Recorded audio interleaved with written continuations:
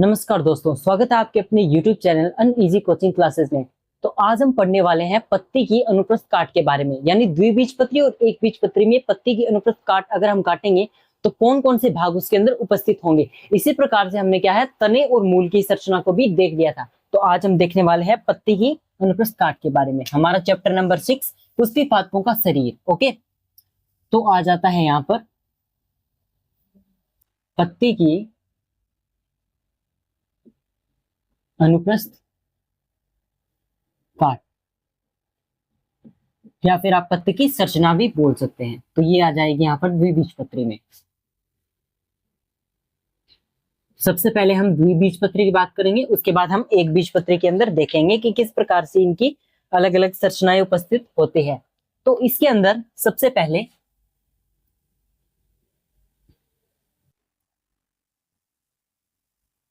ये ऊपरी बाह्य त्वचा बना लेते हैं।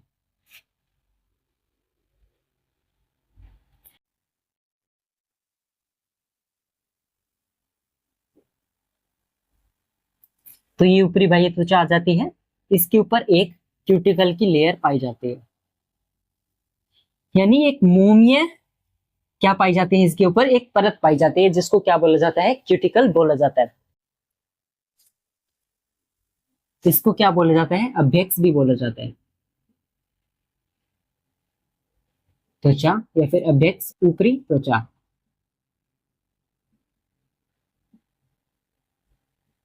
और ये आ जाती है यहाँ पर क्यूटिकल। तो इस प्रकार से क्या आ जाती है, ऊपरी त्वचा आ जाती है। इसके बाद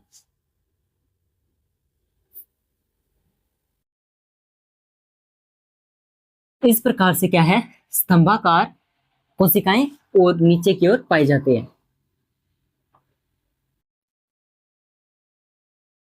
इन्हें क्या बोला जाता है, खंभाकार, यानी ये क्या है, खंभ कोशिकाएं हैं। इसके साथ में गोलाकार होगी, वो स्पंज कोशिका होगी, गोलाकार या फिर अंडाकार।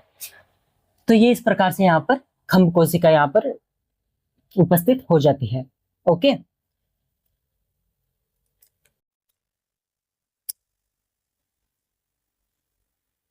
तो ये स्पंजाकार कोशिका यहाँ पर बना देते हैं इस प्रकार से, यानी जस्ट इसके नीचे क्या आ जाती है, स्पंजाकार, ये गोलाकार कोशिकाएं होती है और इनके बीच में क्या होता है, अंतरा कोशिका अवकाश पाया जाता है। तो इस प्रकार से कुछ उपस्थित होगी। ओके,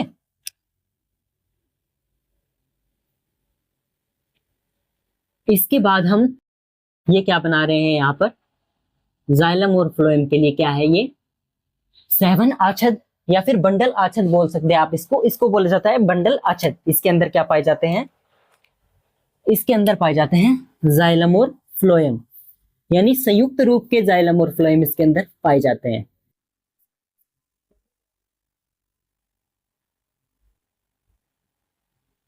संयुक्त रूप से जाइलम और फ्लोएम। ओके, तो ये बंडल आच्छद के अंदर क्या होते हैं, उपस्थित होते हैं। तो इसको क्या बोलते हैं हम, बंडल आच्छद। और ये सब आ जाते हैं 7 पूल।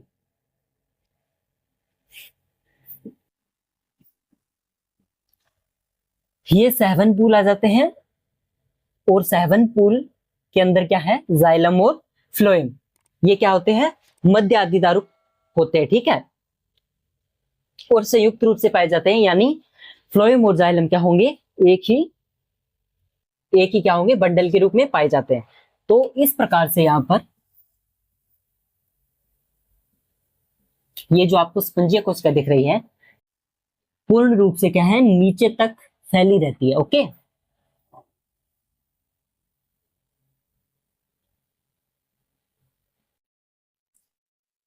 तो इस प्रकार से ये नीचे तक फैली रहती है। तो इसी के साथ में यहां पर सेम इसी प्रकार से एक और त्वचा आ जाती है, ये बाह्य त्वचा होती है। लेकिन ये कौन सी बाह्य त्वचा होती है, ये होती है निचली बाह्य त्वचा। और यहां पर क्या बनाना है हमको, यहां पर बनाना पड़ेगा एक रंध्र। ओके, जहां पर रंध्र होगा वहां पर क्या नहीं होगा, जहां पर रंध्र होगा वहां पर क्यूटिकल उपस्थित नहीं होगी। और ये जो स्पंजीय कोशिकाएं होंगी यानी गोलाकार स्पंजीय कोशिका, ये क्या होते हैं, नीचे तक यहाँ पर उपस्थित होते हैं निचली त्वचा के। ओके, तो इनमें क्या क्या आ जाता है, ये आ जाती है उपाक्ष, उपाक्ष बोल सकते हैं इसको, बाह्य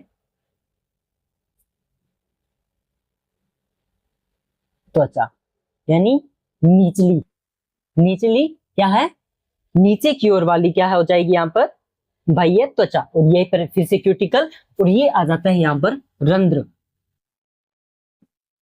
ओके, तो सामान्य अगर हम डायग्राम से देखें तो हमें इजीली पता चल रहा है कि ये जो द्विबीजपत्री की जो अनुप्रस्थ काट है वो किस प्रकार से हमको दिखाई दे रही है। ओके, तो सबसे पहले अगर हम बात करें यहाँ पर, तो सबसे पहले आ जाती है ऊपरी बाह्य त्वचा। ओके, तो ऊपरी बाह्य त्वचा के ऊपर पाई जाती है क्यूटिकल की परत, और ऊपरी त्वचा के ऊपर क्या है, कम से कम या फिर बोल सकते हैं जो रंध्र है पाए नहीं जाते हैं, यानी ज्यादा पाए जाते हैं कौन से, निचली सतह पर। यानी जो द्विबीजपत्री प्लांट होते हैं उनकी जो पत्ती होती है उसकी निचली सतह पर, यानी यहाँ पर क्या पाए जाएंगे, अधिक मात्रा में रंध्र पाए जाते हैं। ओके, तो ऊपर की ओर रंध्र क्या है, कम पाए जाते हैं या फिर उपस्थित ही नहीं होते। ओके, तो इसी के साथ में जो जस्ट इसके ऊपरी बाह्य त्वचा के नीचे क्या पाया जाता है, इनको बोला जाता है खंभ कोशिकाएं, और ये आ जाते हैं यहाँ पर स्पंज कोशिकाएं।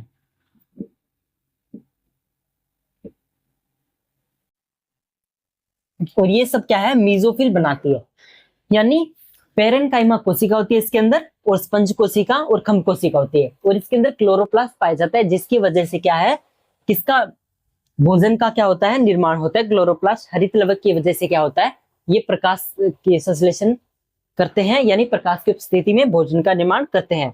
तो पेरेन्काइमा पाया जाता है, इसको हमने क्या बोला था, मीजोफिल बोला था। और इसके साथ में ये क्या है, यहाँ पर अंतराकोशिकीय अवकाश पाए जाते हैं इसके अंदर।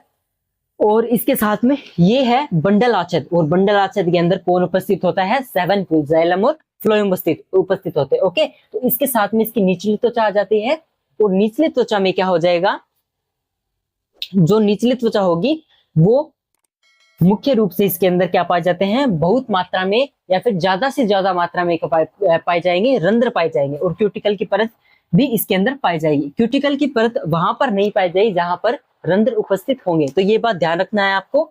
तो ये सब मिलकर क्या है, एक पत्ते की अनुप्रस्थ काट को बना देते हैं। यानी अगर हम पत्ते को काटेंगे तो हमें ये अंग हमको दिखाई देंगे। सबसे पहले बाहरी क्यूटिकल आ जाएगी, क्यूटिकल के बाद में अभ्यक्त त्वचा यानी ऊपरी बाह्य त्वचा। ओके ओके, तो इसके बाद में ये खंभ कोशिका आ जाएगी, और खंभ कोशिका के बाद में स्पंज कोशिका, और ये सब मिलके मीजोफिल या फिर पर्ण मध्योतक बनाते हैं।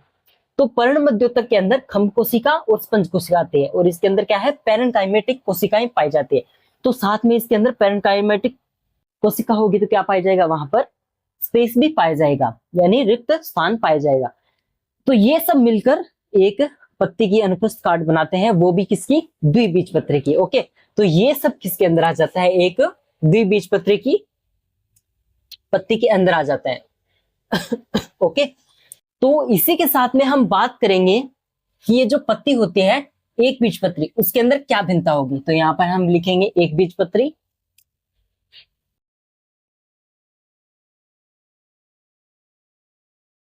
एक बीजपत्री किसकी, पत्ती की संरचना। हम क्या बनाएंगे, एक बीजपत्री पत्ती की संरचना बनाएंगे। तो इसी के अनुसार अगर हम देखें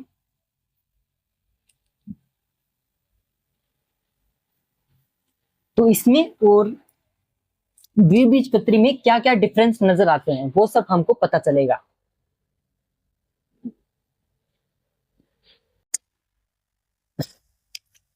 तो अगर हम यहां पर बात कर रहे हैं किसकी, हम बात करें एक बीजपत्री की, तो यहां पर ऊपर की ओर भी क्या पाए जाएंगे, रंध्र पाए जाएंगे। तो ये यहां पर आ जाता है रंध्र। तो इसकी विशेषता ये है कि इसकी दोनों सतह पर रंध्र पाए जाते हैं, और वो भी क्या, भरपूर मात्रा में रंध्र पाए जाते हैं। ठीक है, तो यानी बहुत अधिक मात्रा में रंध्र इसके अंदर प्रेजेंट होते हैं। दूसरी बात करें तो इसके अंदर खंभ कोशिकाएं नहीं पाई जाती, केवल स्पंज कोशिकाएं पाई जाती है। तो स्पंज कोशिकाएं बहुत अधिक मात्रा में क्या है इसमें पाई जाती है, यानी हर जगह पर क्या है फैली रहती है ये स्पंज कोशिकाएं। और अगर हम इसके अंदर तीसरी बात करें तो इसकी और क्या विशेषता होगी, तो यहां पर जो जाइलम फ्लोएम होंगे, यानी जाइलम और फ्लोएम क्या है बिखरे हुए हमको दिखाई दे देंगे। ठीक है, तो उसके अंदर तो क्या था बंडल आच्छादित था, जिसके अंदर क्या था ये एक जगह पर एकत्रित थे या फिर उपस्थित थे। तो इसके अंदर ऐसा कुछ नहीं होता, इसके अंदर ऐसे बिखरे हुए हमको मिल जाएंगे। तो इस रूप में हमको क्या है बिखरे हुए क्या पाए जाते हैं 7 पूल पाए जाते हैं, लेकिन क्या होते हैं इसके अंदर भी संयुक्त रूप में पाए जाते हैं, यानी जाइलम और फ्लोएम एक ही साथ मिलेंगे हमको। तो इस प्रकार से इसके अंदर ये इतनी संरचना आ जाती है। अगर हम दूसरी बात करें तो यहां पर नीचे फिर से सेम निचली त्वचा, यानी निचली क्या है बाह्य त्वचा जो नीचे की ओर उपस्थित होती है, तो इसके अंदर भी हम क्या बना देते हैं रंध्र बना देंगे, क्योंकि रंध्र इसके अंदर भी प्रेजेंट होता है। तो एक बीजपत्री की कुछ कुछ अलग अलग विशेषताएं हैं, कुछ कुछ चीजें जो नहीं पाई जाती है इसके अंदर, वो सब भी देख रहे हैं हम साथ में। ओके, तो ये क्या बन जाता है यहाँ पर एक बीजपत्री क्या है पत्ती की अनुप्रस्थ काट यहाँ पर आ जाती है। तो इसके अंदर पहली बात तो ये कि खंभ कोशिकाएं उपस्थित नहीं होती है, तो खंभ कोशिका उपस्थित नहीं होगी तो इसके अलावा इसके अंदर क्या है स्पंज कोशिकाएं भरपूर मात्रा में पाई जाती है। जो पर्ण मध्य तक पाया जाता है यानी मीजोफिल होता है, उसके अंदर केवल स्पंज कोशिकाएं होती है। स्पंज कोशिका, स्पंज कोशिका क्या है वर्ण उत्तक के रूप में इसके अंदर उपस्थित होती है। तो जाइलम और फ्लोएम पाए जाते हैं, यानी ऐसे ही बिखरे हुए जाइलम फ्लोएम मिलेंगे। तो अगर हम और बात करें इसके अंदर तो भरपूर मात्रा में रंध्र क्या है दोनों क्या है स्तहों पर उपस्थित होंगे, ऊपरी पर भी और निचली पर भी, यानी अगर 10 ऊपर है तो 10 नीचे ही मिलेंगे। तो यानी सेम लगभग बोल सकते हैं हम सेम ही क्वांटिटी में हमको ऊपर भी मिल जाएंगे नीचे भी मिल जाएंगे। तो इसके अंदर ये विशेष व्यवस्था पाई जाती है। तो अधिक रंध्र होने के कारण इसके अंदर क्या है वाष्पोत्सर्जन की प्रक्रिया अधिक होगी, जल हानि होगी। इसकी वजह से इसके अंदर यहाँ पर बोल सकते हैं हम रंगहीन एक बुलिफॉर्म सेल पाई जाती है। तो इस रूप में एक बुलिफॉर्म क्या है सेल पाई जाती है, इसको क्या बोला जाता है बुलिफॉर्म कोशिका। तो ये बुलिफॉर्म कोशिका क्या करती है, तो एक रंगहीन होती है, तो ये एक बड़ी रंगहीन और क्या होती है खाली बोल सकते हैं हम इसको रिक्त होती है। तो इसके अंदर क्या मुख्य विशेषता इसकी है कि जब वाष्पोत्सर्जन की प्रक्रिया अधिक होती है तो ये क्या करती है पत्ती को मोड़ देती है, पत्ती को मोड़ कर क्या है वाष्पोत्सर्जन की प्रक्रिया को रोक देती है। और वाष्पोत्सर्जन की अधिक प्रक्रिया को यानी दोहराने के लिए बहुत अधिक वाष्पोत्सर्जन करने के लिए ये क्या है फिर से फूल जाती है और इससे क्या है पत्ती फिर से क्या है फैल जाती है। यानी पहले क्या होगा इस रूप में देखें, अगर ये इस प्रकार से एक पत्ती है तो ये क्या है इस प्रकार से इस पत्ती को मोड़ देती है, और अगर हम इसको फिर से खुला रखना होगा तो इस प्रकार से इसको फिर से खोल देगी। तो इस प्रकार से ये क्या है बुलिफॉर्म कोशिका यहाँ पर कार्य करती है। तो ये सब आ जाता है एक बीजपत्री किसके अंदर पत्ती के अंदर। ओके, तो ये सब इसकी मुख्य विशेषता थी। अगर हम और छोटी मोटी हम बात करें इसके अंदर तो हमने मुख्य इसकी बात कर ली। क्यूटिकल क्या है दोनों स्तर पर समान रूप में पाई जाती है, और इसके अंदर क्या पाया जाता है दोनों स्तर पर समान रूप में रंध्र भी प्रेजेंट होते हैं, और इसके अंदर क्या है समांतर शिरा विन्यास पाया जाएगा। तो वो भी देख लीजिए समांतर शिरा विन्यास क्या होता है। हमने आपको शिरा विन्यास के बारे में भी चैप्टर में बताया था कि शिरा विन्यास क्या होता है। समांतर तो इस प्रकार से होता है, और जालिकावत क्या होता है जालिकावत होता है कुछ इस प्रकार से। द्विबीजपत्री प्लांट के अंदर जो पत्तियां होती हैं उनके अंदर क्या है जालिकावत शिरा विन्यास पाया जाता है, और इसके अलावा जो एक बीजपत्री प्लांट होते हैं उसके अंदर क्या पाया जाता है समांतर शिरा विन्यास पाया जाता है। तो इसकी विशेषता यही है कि अगर हम अलग अलग ये जैसे शिराओं की ही वजह से क्या है जो पाए जाते हैं 7 बंडल वो अलग अलग रूप में पाए जाते हैं, और इसके अंदर भी ये इस प्रकार से पाए जाते हैं। तो ये सब किसके अंदर है पत्ती की अनुप्रस्थ काट किसकी है, एक बीजपत्री की, और द्विबीजपत्री की हमने आपको समझा दी थी। तो ये सब मुख्य विशेषता आ जाती है इसके अंदर। तो सभी डिटेल हमने बता दी थी आपको, यानी गुलिफॉर्म सेल क्या होती है और दोनों रूप में क्या है, यहाँ पर समान समान रूप में रंध्र पाए जाते हैं और इसके अंदर केवल स्पंज कोशिका पाई जाती है। इसके अलावा जाइलम के बाहर, जाइलम और फ्लोएम यानी सेवन जो उत्तक पाए जाते हैं, उनके बाहर क्या है, किसी रूप में भी कवर नहीं पाया जाता है। उसके अंदर क्या पाया जाता था, बाह्य, तो जो क्या बोलते हैं हम उसको, बाह्य सेवन अछत पाया जाता था, यानी वो इसके अंदर पाया जाता था, लेकिन इसके अंदर वो प्रेजेंट नहीं है। यानी किसके अंदर पाया जाता था, वो पाया जाता है द्विबीजपत्री के अंदर, और एक बीजपत्री में क्या है, वो प्रेजेंट नहीं है। तो हम इसकी कंप्लीट बात कर ली है कि क्या क्या इसके अंदर पाया जाता है। तो मिलते हैं इसी के साथ नेक्स्ट क्लास में, तब तक के लिए जुड़े रहे हमारे साथ। धन्यवाद।